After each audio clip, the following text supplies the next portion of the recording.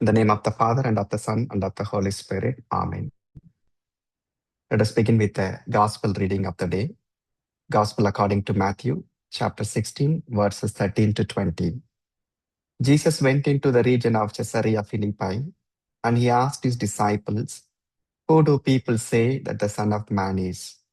They replied, "Some say John the Baptist, others Elijah, still others Jeremiah or one of the prophets." He said to them, "But who do you say that I am?" Simon Peter said in reply, "You are the Christ, the Son of the living God." Let us pray. God our Father, as we have come together at St. Paul's Bible College to reflect on Jeremiah, Lamentations, and Ezekiel, give us the new heart as you promised through the prophet Ezekiel. Make us the partakers of the new covenant as you promised through Jeremiah, that we may continue to live the new covenant with a new heart. We make this prayer through Christ our Lord. Amen. Good morning, dear Janita, dear Maria Indra, for having joined this session. Welcome to CCBA St. Paul's Bible College, day 7 of Bible in 12 days. Today, in fact, we are going to reflect about the last chapters of Isaiah, the entire book of Jeremiah, Lamentations, Ezekiel, and Daniel. And we have just begun with a reading of the day where the people of Jesus' time, after looking at Jesus' teaching, Jesus' miracles, and Jesus' way of being, they perceived him as a prophet, not necessarily the Messiah. Messiah was perceived by Peter. That is the beauty of Peter's confession of faith, because when people were not able to identify Jesus as Messiah, Peter was able to do that. That's why Jesus is an appreciation of Peter. Good. With this background, let us enter into the books that we are going to see today. I shall share my screen with you. I have prepared different posters which could be helpful to understand the text of the day. As usual, I'll go for about 50 minutes. Then I'll pause for about 7 minutes for your interaction. Then we'll conclude at about 12. Thank you.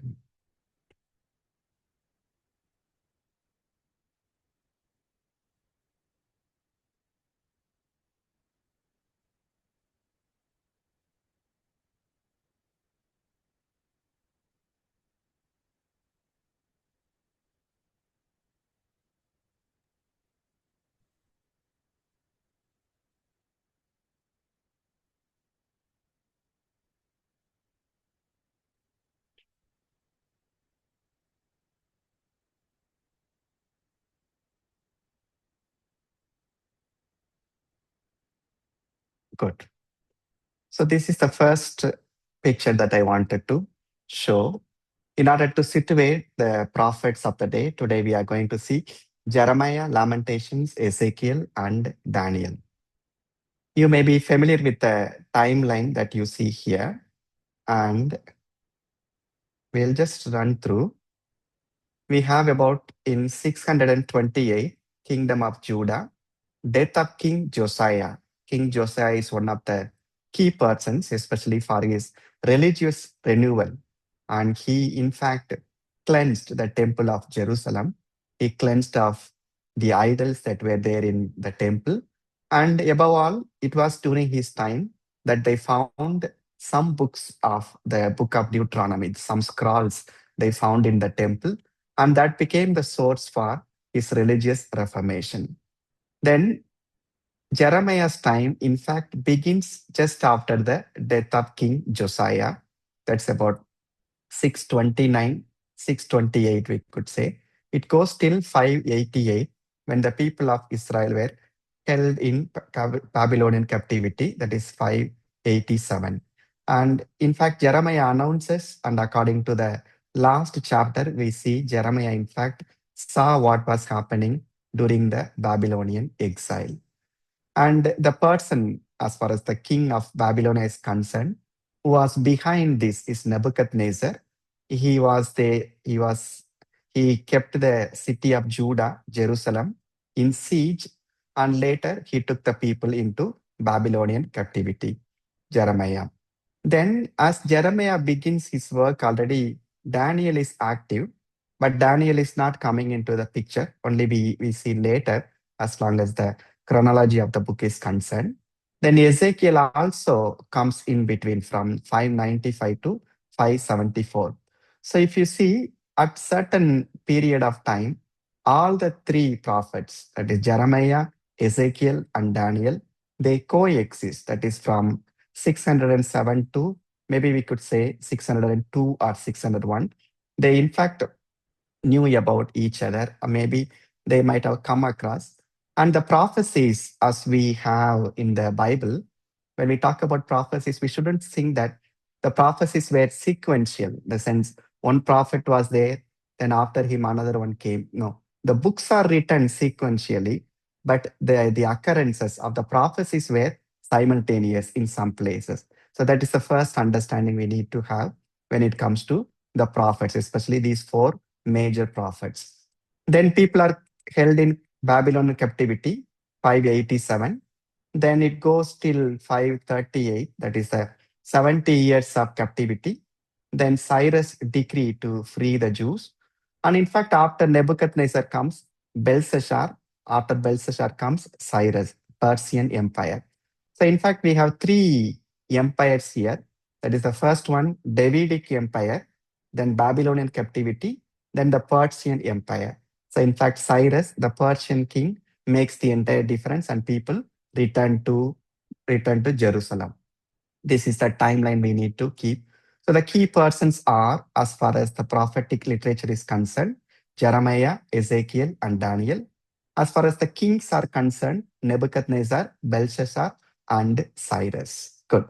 More or less the time. So this is only hypothetical because there is no internal evidence in the Bible that this thing happened that year. Only the hypothesis from the external resources. This is how we need to understand the timeline of our study today. Good. Having said that, we get into the prophets of today. I share my screen with you.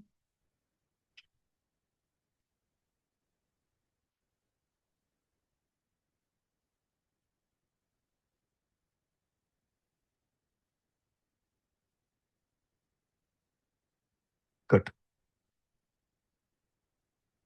So the text for our study, as we have in your WhatsApp message, it is Isaiah, Jeremiah, Lamentations, Ezekiel, and Daniel.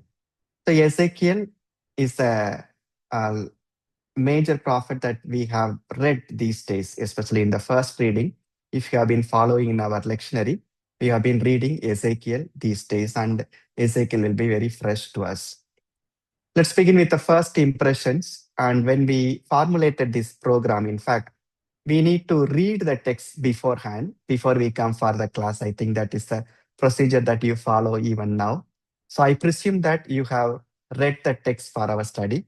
So what could be the first impressions that we have from our study is, as far as Isaiah is concerned, we know Jesus himself reads Isaiah 61 in the synagogue of Nazareth, as we have it referred in Luke 4, where Jesus makes a reference to Isaiah 61.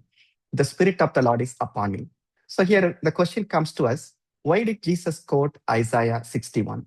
He could have begun with the Shema Israel, or he could have begun with the Ten Commandments, or he could have begun with the text from Leviticus, where it was talking about the love for neighbor, or even he could have begun with the Genesis narrative or whatever he wanted to. But he begins the ministry with Isaiah 61 for the simple reason Luke presents Jesus as the greatest prophet, especially in many miracle stories. We will see, as far as Jesus is concerned, he is perceived as a prophet who has risen among the people. I think in order to have that fulfilled, Luke, from the start, he uses the prophetic literature, especially here, Isaiah 61. The Spirit of the Lord is upon me. That is the Nazareth manifesto that we see. And this Nazareth manifesto we have in Isaiah 61. And the next major text as far as Jeremiah is concerned is the text that we have heard often in our religious circles. The word of the Lord came to me saying, "Before I formed you in the womb, I knew you. Before you were born, I set you apart. I appointed you as a prophet to the nations." This is the call story of Jeremiah. Call story of Jeremiah is slightly different from the call story of Isaiah. So here we have a beautiful insight for our life in the sense all through our life, as far as sociologists are concerned, we have been developing impressions from the external world. For example, the sociologists divide the world into two. The first one is the significant other. The second one is the regular other. So the significant others are our own parents, our siblings, or all our relatives, all our friends. So they are all in the significant other. So these people constantly tell us what we are or what we are about to become. So all the information that we receive from the significant other. And outside this particular group, the significant other is the regular other, whereby we meet different strangers or people who meet in different occasions. So these people also constantly send us messages. But what happens oftentimes, we forget the original voice of God that is what that was told of us when we were in our mother's womb. So this is a beautiful text. Like whenever we feel low in our own life and ministry, we can always go back.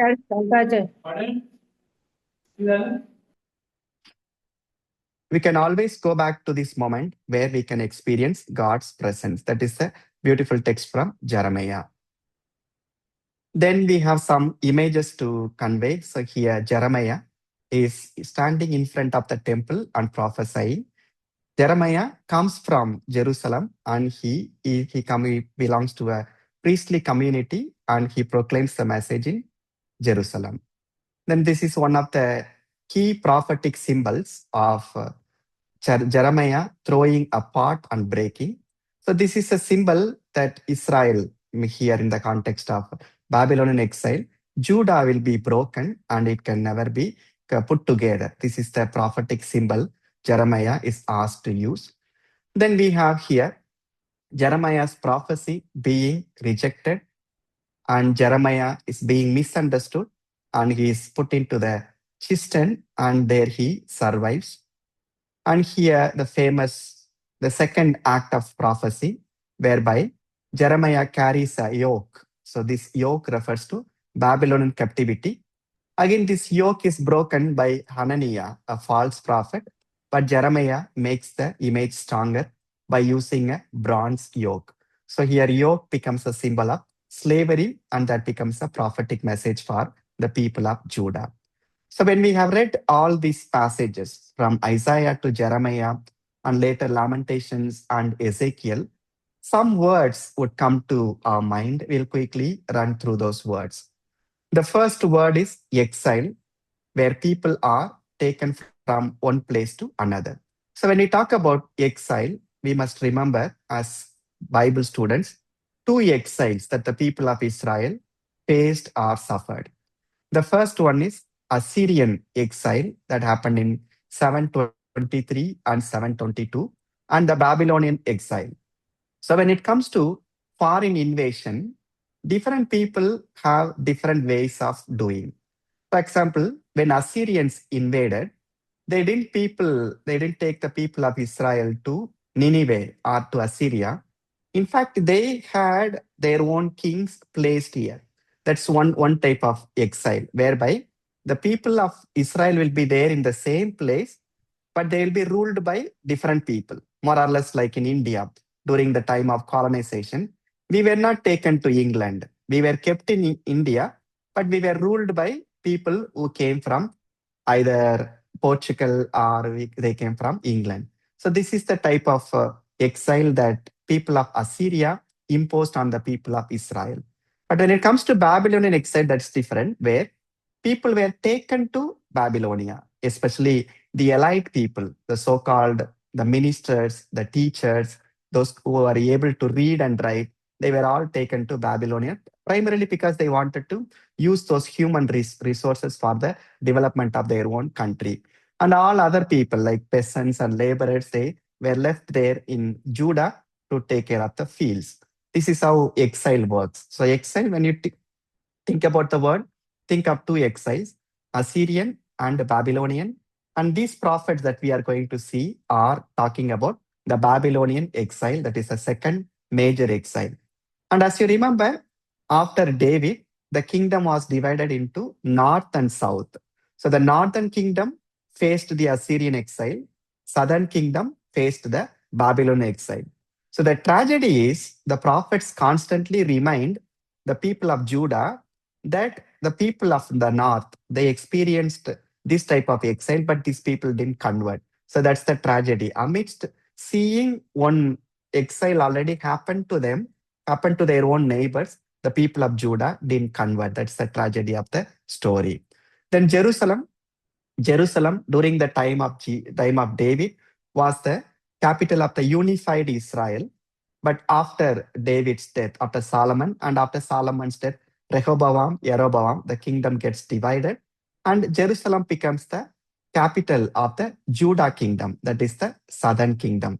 So when I talk about Jerusalem here, in this prophetic literature, Jerusalem refers to the capital of Judah, that is the southern kingdom. Then the third word is confession. We have the famous confession text of Jeremiah, where Jeremiah constantly goes back to God and say that you have deceived me or I am disappointed. So all these stories of confession, in fact, they talk about the personal confusion of a prophet when it comes to his ministry. So the confession is another word that we could think about when we talk about Jeremiah. Then Egypt, when God brought people out of Egypt, later he told in the book of Deuteronomy and later in Isaiah that they shouldn't return to Egypt. But here, the people of Judah, in order to, first of all, in order to combat Assyria or Babylonia, they in fact had ties with Egypt. I think that's the one of the mistakes they did, the kings did, because they went in fact to Egypt to take their assistance to combat for Babylonia. But in fact, they couldn't assist, and people are let into Babylonian exile. Then we have the prophet Ezekiel. We have with a lot of visions, and Ezekiel is appointed as a watchman. This is the message, the image of a watchman, whereby he announces what is going to come, and also he consoles about the security of the city to the people who were in exile. The famous visions we'll see shortly. Temple and glory. This is another concept to mind. When in the ancient times, whenever people are led in exile or whenever people quit a particular village, with them, the gods also will disappear. That's the understanding of the earlier people, the ancients. So, in the same way, when people of Jerusalem, Judah, they were led into Babylonian exile, the glory of God, the Kavoth Yahweh also leaves the city and glory returns. That's the symbolism that we see in Ezekiel when we talk about the glory of God returning to the temple. It means that God also went in exile. So that's how we see how God travels with the people. So already we have here God as Emmanuel, that is God is with the people. Then we have refugee, again the symbol, prophetic symbol of Ezekiel. Then finally vineyard that came already in Isaiah, and that would come again in Ezekiel. So these are different words with which we can map our own understanding. Good. Give me just 10 seconds. I just inform somebody's at the door.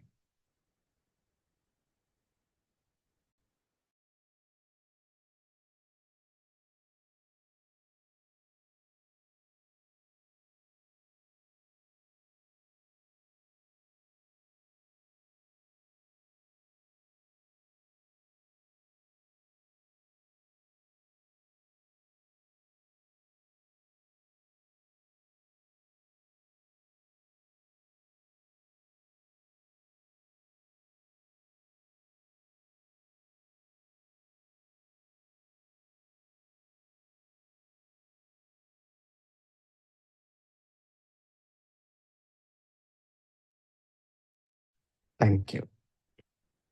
Good. We'll continue the structure of the text that we have for our reading today. The first one from Isaiah. In fact, we have covered the first two, the Proto-Isaiah and the Deutero-Isaiah. Supposed to be our text for our learning today is Trito-Isaiah, an anthology about 12 passages. So this is the text you might have read. Then coming to Jeremiah, this is the structure more or less we can think of. Chapters 1 to 25, the earliest and main core of Jeremiah's message. Then biographic material, then God's promise of restoration, then interaction with Zedekiah, that's the major section from 34 to 45. In fact, he talks about the impending exile. Then 46 to 51 and 52 is an appendix, they say, because that is more or less equal to the last chapter of Second Kings. So in fact, they are rewritten maybe to communicate the historical literature into prophetic literature. This is about Jeremiah. This timeline we have seen.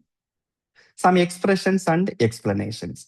Here I would like to use a different poster.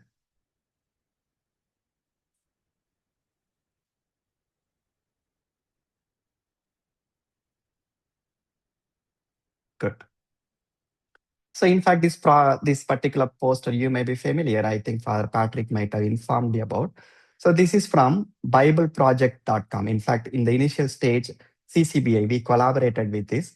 We collaborated for not only forming the text, but also forming the design. So I'm happy to use them, and I'll share the link in the group. So this particular type of poster is available for all the books. So if you want to teach Bible to somebody in your class or in the parishes or in different places, you can always go back to these resources. For example, here, the beauty is the entire book of Jeremiah is given in one poster. So you can take all the books of the Bible in a poster and you can you can learn, you can use it for your own personal meditation or to recall your own learning or even for teaching. Good. So just I will use the three posters and see how they communicate to us the key expressions. Good. The first one, Jeremiah, messenger of God's justice and grace. So as far as the name is concerned, Jeremiah, it's the word name just Jerry, Jeremy, all are derived from Jeremiah. Jeremiah means Yahweh will exalt or Yahweh will make me rise high. That is the meaning of the word Jeremiah name. And Jeremiah here, if you look at the picture, everything happens in Jerusalem. He comes from Jerusalem and he announces or he prophesies to the people of Jerusalem. And this side, if you see, Jeremiah's text is about sermons, poems, essays. So that the different types of texts are there. So this is the making of Jeremiah as we have in chapter 36. Jeremiah was a priest and he might not have known to read and write. So he uses Baruch as his secretary. It was customary in the ancient times when people were not able to read and write, especially priests, kings, and prophets also. So they used secretaries or scribes who would write. So Baruch, in fact, writes for Jeremiah. Baruch is the secretary to Jeremiah. So Baruch might have known to read and write, and it was written in Hebrew. Good. So the first section is 1 to 24, accusation and warning for Israel. And in chapter 1, we have Jeremiah's calling, where I appoint you as a prophet to Israel and the nations, to uproot and to tear down, to plant and build up. So here, two types of messages we have already, the message of judgment and the message of hope. So judgment in terms of Babylon activity, and also Jeremiah gives the hope of the new covenant especially. So already in the prophetic literature, as far as the literature that we are going to see today, Lamentations, Ezekiel, and Jeremiah, all these three contain, on the one hand, judgment, that is Babylonian exile, on the other hand, hope. The core idea is Israel has broken the covenant that God made with them. Worship of other gods, idolatry, this is their main problem. And who led the people of Israel into idolatry? Mainly priests, kings, and prophets. and rampant social injustice. So, on the one hand, inside, people were very good. Some places, at times, they had idols inside, and outside also, people suffered because of lack of justice. So, there is an internal problem within the temple, and there is an external problem. Then Jeremiah's temple sermon here. So this is the contract he makes. Look here, inside, the left side shows what is in the temple. Outside shows what is outside. So here in the inside, people were supposed to be here offering sacrifices here in the temple, but they have here Baal worship, the worship of idols, especially the pagan gods. That is the thing that was happening inside, the sin that was happening inside. Outside, what was happening here, they were looking at the moon and accordingly they were offering sacrifices. Already they moved their attention from temple to the natural bodies, which was prohibited in the book of Leviticus.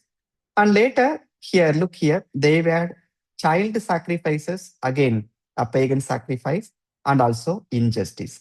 So, as far as the temple is concerned, in the temple sermon, we see how Jeremiah points out to the mistakes that were happening within the temple and outside the temple.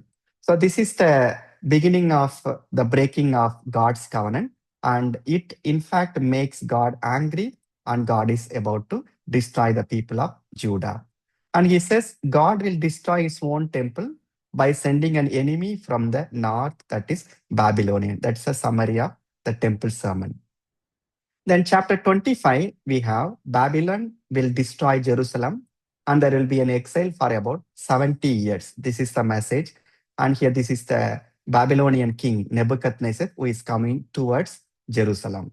Then, Babylonian is a cup of God's just anger. So, that cup will be poured on the people of Israel and on the nation. This is again a prophetic symbol. Then, this is the key symbol from Jeremiah 26 to 45, as we saw earlier. This particular section, in fact, talks about Jeremiah talking to Zedekiah. Zedekiah was the king who was about to lead the people of Israel into Babylonian exile. Here, Jeremiah is rejected by Israel's leaders. Here, we need to understand people wanted to hear something beautiful. What is that? Like things will be fine. That's a consoling message that wanted to hear. But Jeremiah gives a disturbing message. But in order to counter Jeremiah, we have a prophet by name Hananiah, who is a false prophet, who comes into the picture, that is in front of Zedekiah, and says, whatever Jeremiah says is false, and these things will not happen.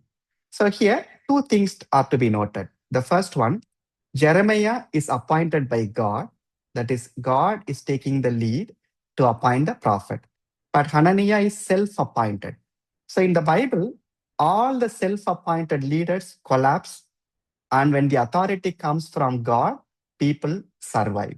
That's the key thing. As far as the authority is concerned, authority has to come by God. That's the concept that we have still even today in the Catholic Church. Even the appointment of bishops, if you see, it has to come from above. That's the method with which we work, because whatever that comes from within tends to fail, as in the case of Hananiah, and whatever comes from God endures. That's the first message.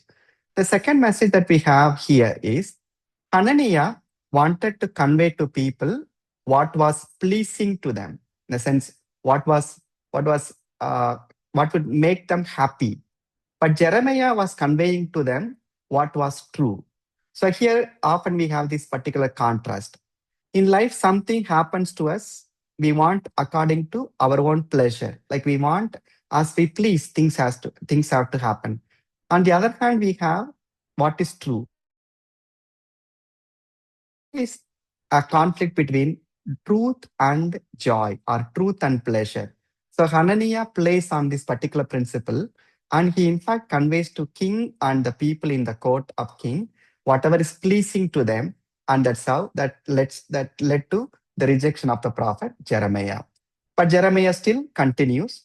And here in the same Zedekiah narrative, we have a beautiful text whereby God will renew the covenant and transform Israel's hearts.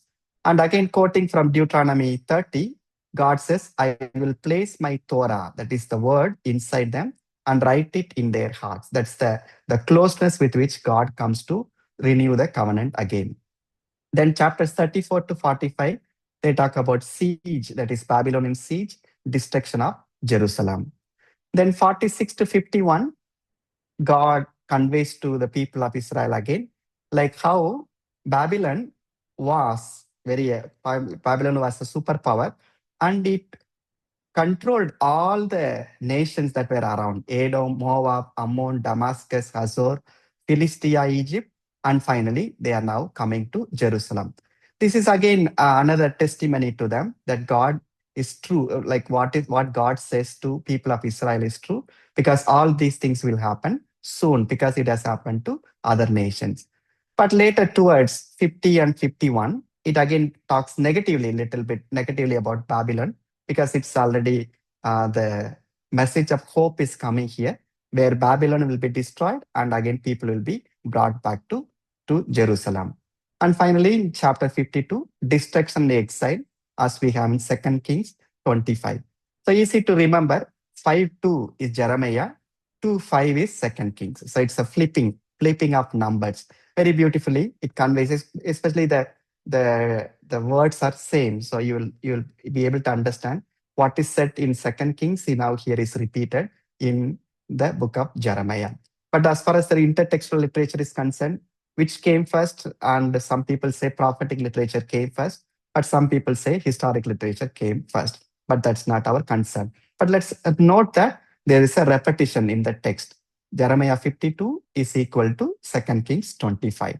Fulfillment of judgment, and there is a promise of hope. So this is how we can beautifully summarize Jeremiah and take the key themes. This is about Jeremiah. And now we go to see Lamentations. Lamentations is a very beautiful poetic text. You might have gone through the text. Little depressing it will be when you read Lamentations. Just a moment.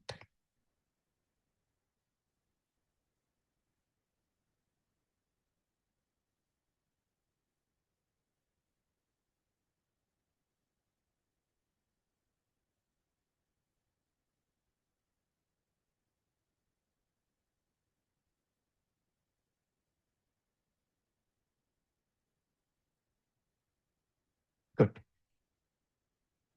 This is about Lamentations. Lamentation, as you know, it's a lamentation is a it could be a cry. Basically, it's a cry as far as the psychological expression is concerned.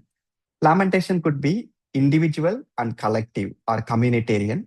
So this particular book mainly talks about a collective lamentation, like people, how they come together collectively and they lament, they cry over what has happened. So the design of 5 poems, in fact, the five chapters we have are 5 poems. We have from the first one, to remember, it's an acrostic poem whereby all the verses follow the alphabetical pattern from Aleph, Bet, Gimel. So this is the pattern that they follow: 1, 2, 3, then 21, 22 letters. So most of the poems are following this 22 verses pattern. So each verse will begin with an alphabet. That is it follows the acrostic pattern, alphabetical poem. And why this particular pattern is followed? It's easy to remember. We must remember, when the biblical books were written, they were not written primarily as written texts. They existed as oral texts. They were communicated generation after generation, and they were going into different mouths. So here, in order to remember easily, people followed this particular method of writing in alphabetical poem in an acrostic pattern, where it is easy. Okay, after Aleph comes Bet, after Bet comes Gimel. So this made them remember the text easily.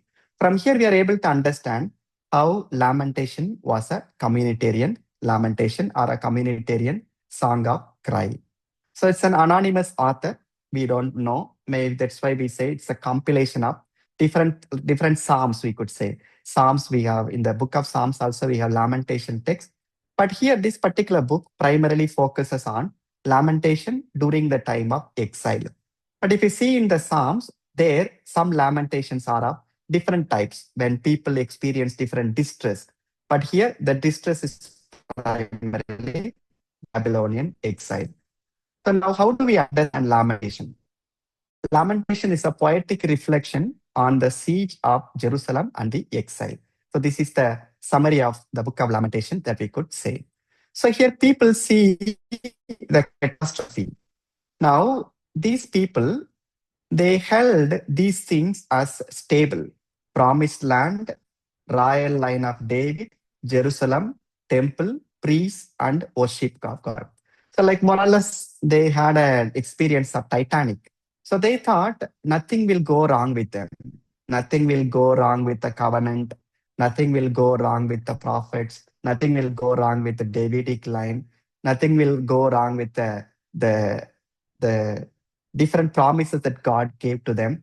But they realized that everything went into nothing.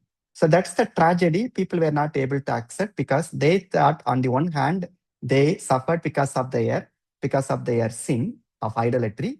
On the other hand, they questioned the very credibility of God. That is the very faithfulness of God. They said God is faithful to his covenant, but now God is unfaithful. In the sense, he has let us into the people of the Babylonian exile. So that type of confusion we can see in the book of Lamentations. On the one hand, they are guilty about their sins. On the other hand, they are angry to some extent about God being unfaithful to his own covenant. And that's that comes usually when there is an helplessness within, even in our own life, when there is a helplessness because of a loss or death in our own family, we tend to curse God. We tend to blame God for certain things. The same is expressed here. On the one hand, people feel guilty. On the other hand, they say God is responsible for this. And coming to again the understanding the structure, each chapter is ordered, linear, and well structured. But what is happening within is disordered, pain, confused grief. Again, that's the contrast. So inside, people feel confused, but when they write about lamentation, it's well ordered. I think that's the beauty of life also. On the one hand, we feel confused, but on the other hand, life has to go on. So how do we understand lament poems in the entire Bible? So lament is a form of protest. It's a protest that emerges out of one's own helplessness, way to process emotion. So when you in fact lament, you are able to identify what are the emotions that you go through. Maybe the best example is the book of Job. So initially it begins as a lamentation, but initially there is a doubt, there is a confusion, there is a moment of anxiety, fear, and the friends come and wife is there. So all the Job is collecting all the information and is trying to process emotion. And finally, the final emotion with which he encounters God is helplessness. So, which means God is all powerful, Job is powerless. So, in that particular moment, the book concludes. In the same way, here, people feel helpless, people feel angry, people feel dejected, people feel depressed. And finally, they say it is up to God, which means they feel powerless and God is powerful. And a place to voice confusion. So all the confusing emotions are placed into the lamentation poem or lamentation text. So here lament poems restore a sacred dignity to human suffering. So human suffering also is dignified. That's how we can understand the book of Lamentation. Now we'll run through the 5 chapters that we have here. The first one, Lady Zion. So this is a very beautiful expression about Zion as a lady. Maybe here they wanted to use this metaphor. Maybe women tend to express their emotions better. Maybe that could be one. And on the other hand, it also has a slightly oppressive perspective, because whenever there is unfaithfulness, it was always associated with women in the Bible. And here, the people were unfaithful to the covenant. That's why they were let into Israel. So now the people's unfaithfulness again is referred as a woman. That's the we need to understand. But the Lady Zion also has a connotation in the Mariological reading. It refers to Mary as a daughter of Zion, as we have later in Zechariah and Zephaniah. But the very concept, Lady Zion, comes here in the book of Lamentations. And look, O Lord, on my distress, the lady cries. Jerusalem is personified as the daughter of Zion. The city's destruction is death of a loved one. So, as a woman would cry for her own daughter or son when the daughter or son is dead, and that type of suffering people undergo here in the book of Lamentations. Then in the second chapter, we see how what happened during the time of the Babylonian exile, how people struggled, especially how they left their fields, left their own houses, and all the hard labor. Everything was put on fire. So this particular chapter, in fact, talks about the pain of exile, divine wrath on the one hand, on the other hand, the anger, but still people accept that it's God's justice. God is slow to anger, but will judge human will. Then, more or less, the third chapter refers to, or it recalls to us, the book of Job. We have here a beautiful words. Because of the Lord's covenant faithfulness, we do not perish. His mercies never fail. They are new every morning. How great is your faithfulness, O God? So I say to myself, the Lord is my inheritance. Therefore, I will put my hope in him. So here, more or less like in the book of Job. In the book of Job also, in a certain moment he says, my Redeemer lives. I know that my Redeemer lives and he will raise me from the ashes. So that type of hope is here, instilled here, where God's faithfulness is recalled.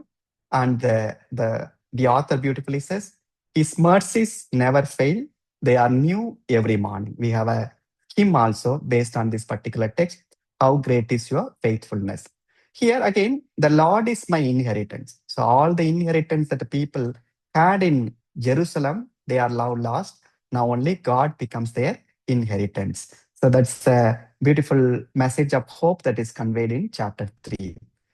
Then chapter 4 again takes you back to the comparison of the life in the past and life in the present. And here there was joy, like kids and people were playing, but now the children they become orphans. Then there was feast and celebration, but now there was hunger. So people were even eating rats. And there was a king who was enthroned, but now people are taken as slaves. That's the contrast we see in the fourth chapter. Then fifth chapter, communal prayer for God's mercy. So like they are appealing to God's mercy. The book ends with a paradox. O Lord, you reign as king forever. Why do you forget and forsake us? So that type of confusion, we could say paradox. On the one hand, they acknowledge God's sovereignty. On the other hand, they feel helpless. So this is a summary poster of Lamentations. And we go to the last one, Ezekiel.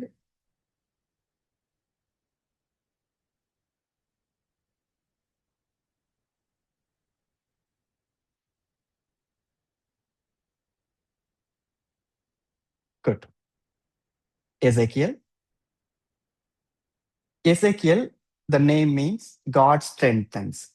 God strengthens. That's the meaning of Ezekiel. Ezekiel, as we saw in the timeline, he more or less travels with the people of Israel in their exile. So he was also taken in Babylonian exile. As we have here in the picture, you will see how Jeremiah was there when the city was destroyed.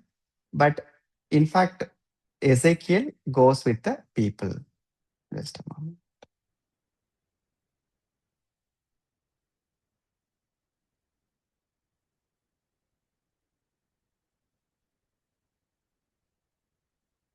Here we see Ezekiel is also part of the people who were traveling to Babylon. First Babylon attack on Jerusalem, as we have in Kings. Then on the left side, it begins with the God's glory. God's glory. What is God's glory doing in Babylon? So here, Ezekiel is here, is looking, is seeing a vision. And the vision where God is again being enthroned. And this vision is happening when he is in Babylonia, here amidst the tents, and he is in Babylonian captivity. So the appearance of the likeness of the glory of the Lord, Hebrew kavod, physical manifestation of God's presence that we have in the book, the meeting, tent of meeting that we have in Exodus. That is again placed here. Let's learn through the chapters 1 to 11. Accusations against Israel. Son of Man accuse Israel of breaking the covenant and warn them. Then Ezekiel performs some sign acts, like he makes them understand what type of siege they will. So he ties himself, then he becomes a scapegoat, and he chops his hair in the head and in his own beard, and that conveys the message of lamentation to the people of Israel. Then next one again, the visions, the temple vision that he has, how there is again the note of judgment and note of hope. Israel's idolatry that is placed here, how Israel worshipped different idols outside the temple and inside the temple. And chapters 34 to 37, they convey the message of hope, especially through the vision of the valley of dry bones. The valley of dry bones, in fact, refers to Babylonian captivity. And here, God is saying to them, He will give life, as it happens in the story of Genesis, the second creation narrative. And again, God is giving them a new heart that will be docile, that will not be hard, or that will not go against God in terms of covenantal unfaithfulness. Then we have hope for the nations. We have in 38 and 39. 40 to 48, again, hope for new creation. The vision of the new temple, again, the water flowing. Water flowing refers to the Babylonian desert. The desert experience is no more, and water again gives life to the city. That's a beautiful message with which the book ends. Book begins with the judgment, but ends with hope. I think that's why Ezekiel is called both as a prophet of doom and as a prophet of hope. This is how we can understand Ezekiel. And coming to Daniel, we will take with the last picture that I wanted to show you.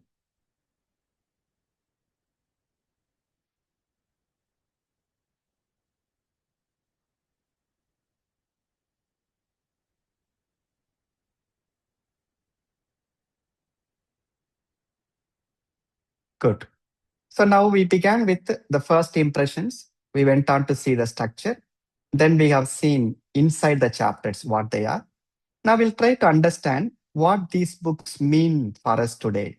I think with that we will conclude what these things mean for us. Good. So as far as the biblical learning is concerned, especially the reading the Bible in 12 days, I think we need to have this methodology of moving from human experience to the text. Because oftentimes we move from text to context.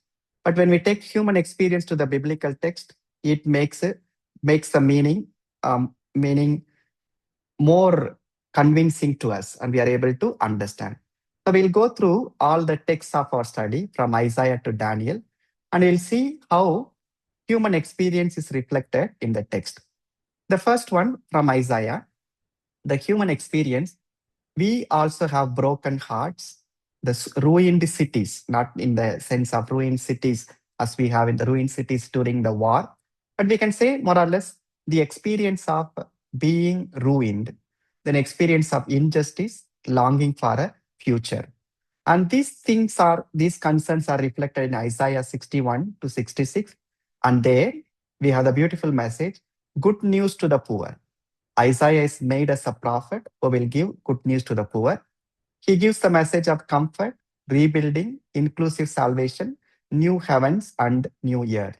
So from the first text, this will be the takeaway. We are called to become good news to the poor, and we are called to hope for the new heaven and the new earth. And we are also not only passively hope for this particular reality, but we also become partakers of the reality, or we become the catalyst of making this reality possible. Coming to Jeremiah, what are the human experiences that are reflected here? Call and resistance. So on the one hand, the prophet is called, on the other hand, resisted, especially his own people. And again, when we compare with Jesus, we can see a comparison between Jesus and Jeremiah and see a similarity. Jesus also when he was in Nazareth, when he conveyed to the people his own manifesto, the people were scandalized by his own humble origin. People took offense at him, and people even resisted Jesus' message. So, from that time, from the time of Jeremiah, and even until now, the prophets' messages are always resisted. Even though they have the mandate from God, on the other hand, they suffer either indifference or resistance. Then we have fear, false security, social sin of injustice, and finally, the city collapses. But still, prophetic courage, that could be a message for us. Jeremiah does not stop prophesying, he continues. Uprooting and planting. Jeremiah's message is not only planting, but there was also a moment for uprooting. In the sense, our call as a prophetic literature, it was not only to announce, but also to denounce the injustice that is happening in the society. And the message of trusting God, true covenant written on the heart, hope beyond exile. So here, the new covenant that takes us to Jesus' Last Supper narrative, where when Jesus institutes the Eucharist, when he takes the cup of the blood, that's the cup of wine, that he says that this is the blood of the new covenant. So the same expression Jesus uses to refer to Jeremiah covenant. So Jeremiah covenant was a new covenant, and that we Christians become partakers of the new covenant through Jesus' Eucharist, especially the blood with which we are participating in everyday Eucharist. Third one, as far as the Lamentations is concerned, what are the takeaways for us? We also have these moments of loss, tears, grief, public disaster, and sometimes silence before ruins, especially in the context of the war that we have today around the world. People are more or less now, they are in passive silence. They feel helpless, and we more or less can read in this book of Lamentation our own struggles. Then faithful lament, remember pain, wait in hope. The Lord's mercy is not exhausted. So that's a beautiful verse that we saw. Your mercy is new every morning. So God's mercy is new every morning, like the dew. The dew on the plants are new every morning. That's the beauty of God's faithfulness. Even though He punishes us, even though He judges us, He continues to show us His mercy. Then coming to Ezekiel, exile, displacement, numbness in the sense of being in a foreign nation, and they undergo different of sufferings. And in one moment, you become numb in the sense all the emotions disappear, and you tend to be indifferent to all that happens to you. Guilt, deadness, need for renewal. And what is the message for us? God is present in exile, personal responsibility. So here we have a beautiful example, because people of Israel, they thought it's the responsibility of the king or responsibility of the priests. So they passed the responsibility. And they said they suffered because of the sins of their past generations. But God reminds them their own sin, their personal responsibility. So again, from the point of view of our ethics, we are responsible for whatever we do and whatever is caused to us by external factors. The new heart and new spirit, that's our longing as well. Dry bones live, that gives a message of hope to us. Restored temple and land. So God restores the temple and the land. Finally, Daniel, you will see later, in the next lecture you will come, because only we have 2 chapters here. But more or less we can situate Daniel in Persian Empire. It begins with Sorry. It begins with Nebuchadnezzar. It goes till Belshazzar and till the Persian Empire. Living under empire, pressure to conform to the situation there, but Daniel survives. Identity crisis, uncertainty about the future. But here, one thing you must remember, how God accompanies the people of Israel in a foreign land. If you see Daniel, you will see how Daniel makes you remember Joseph of the Old Testament. Joseph is in Egypt, in a foreign land, but still God accompanies. So here also, Daniel, even though he's in a foreign land, God accompanies. So Daniel means Yahweh is my judge, the Lord is my judge. So the Lord becomes a judge. And here God reveals through different visions that we'll see later in the book of Daniel. All the visions that Daniel has, finally conveyed to the people of Israel that God's sovereignty remains forever. So the kingdoms may come and go. David will come, Nebuchadnezzar will come, Belshazzar will come, but finally God's kingdom will reign forever. That's the beauty of the book of Daniel. So, what could be the final lesson for us today as we conclude this day 7? There is a one great moment we can think. From ruins, exile, grief, and pressure, God calls, God comforts, renews, and gives hope. I think that would be the message for our class today. Good. So to conclude, I would say we began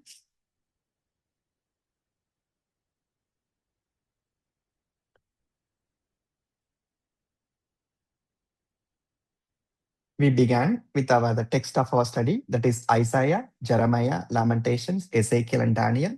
And we focused, in fact, on the three major blocks, that is Jeremiah, Lamentations, Ezekiel, and we saw how the text moves from judgment to hope. Good. Thank you for your attention. Now, maybe we can have 5 to 7 minutes for our interaction. If you'd like to add anything to what was discussed, or if you'd like to ask anything, you are welcome. Okay, fine. We'll conclude with a prayer.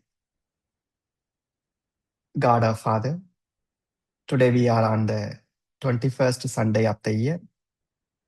You invite us to confess who your Son is to us. Peter confessed that he is the Messiah, the Christ, the Son of the living God. The learning that we have heard